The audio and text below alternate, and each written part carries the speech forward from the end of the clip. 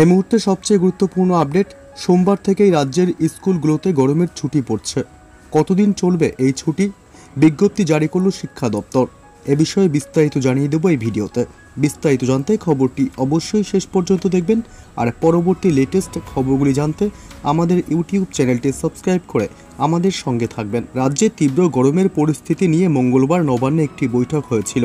তারপরে শিক্ষামন্ত্রী ব্রাত্য বসু জানিয়ে দিয়েছিলেন, আগামী 22শে এপ্রিল থেকে রাজ্যের বিভিন্ন স্কুলে গরমের ছুটি শুরু হয়ে যাবে। এবার সরকারিভাবে জারি হলো সেই বিজ্ঞপ্তি। বৃহস্পতিবার এই নিয়ে বিজ্ঞপ্তি জারি করল রাজ্য স্কুল শিক্ষা দপ্তর। বিজ্ঞপ্তিতে বলা হয়েছে, রাজ্যের সমস্ত জায়গায় স্কুল বন্ধ হচ্ছে না। কালিম্পং, কার্শিয়াং এবং দার্জিলিংয়ের স্কুলগুলো যেমন চলছিল তেমনই খোলা থাকবে। এদিন বিজ্ঞপ্তি জারি করে জানানো হয়েছে, সোমবার থেকে স্কুল বন্ধ থাকবে।